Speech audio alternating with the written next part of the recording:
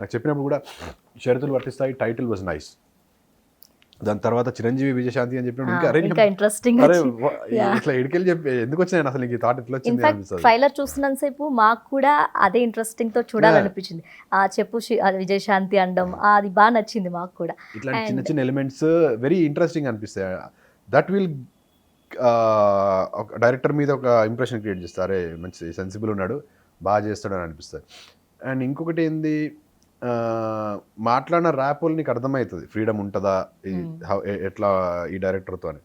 నీకు ఇలాంటి సినిమాలు చేస్తున్నప్పుడు ఫస్ట్ టైం డైరెక్టర్ అయి ఉన్నప్పుడు యాక్టర్కి ఫ్రీడమ్ ఇస్తే, ఒక మంచి యాక్టర్కి ఫ్రీడమ్ ఇస్తే ఇంకా బాగా వస్తుంది.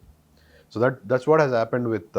నా నెక్స్ట్ క్వశ్చన్ అదే, షరతులు వర్తిస్తాయి ఈ స్టోరీ చెప్పినప్పుడు డైరెక్టర్ గారు మీకు కానీ మీరు డైరెక్టర్ గారు ఏమన్నా ఇలాంటి కండిషన్స్ ఏమైనా అప్లై చేశారా?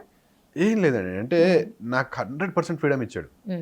కథ చెప్పాడు, షూట్ చేస్తున్నప్పుడు కూడా బికాస్ నాకు స్లాంగ్ తెలుసు, ఆ లాంగ్వేజ్ తెలుసు, నేను కరీంనగర్లోనే చదువుకున్నాను, నాకు ఆ కల్చర్ అంత తెలుసు కాబట్టి ఫస్ట్ 2 days చెప్పిండు ఇట్లా ఇది అని. 2 days తర్వాత ఇంకా వెంట into the skin of the character. అక్కడ నుంచి ఐ హ్యాడ్ కంప్లీట్ ఫ్రీడమ్.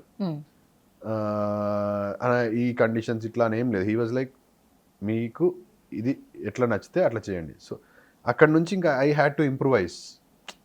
ఇది ఇంకా బాగా చేస్తామా అన్న, మంచిగా వచ్చిందన్న అంటే లేదని ఇంకో కొంచెం మంచిది కదా, ఇంకా బాగా వచ్చింది దీన్ని అంటే that freedom I always had. Okay.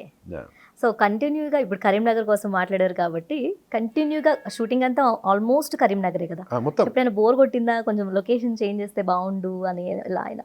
లేదండి, బోర్ ఏం కొట్టలేదు, నా ఊరు కదా, నాకెందుకు బోర్ కొడుతుంది.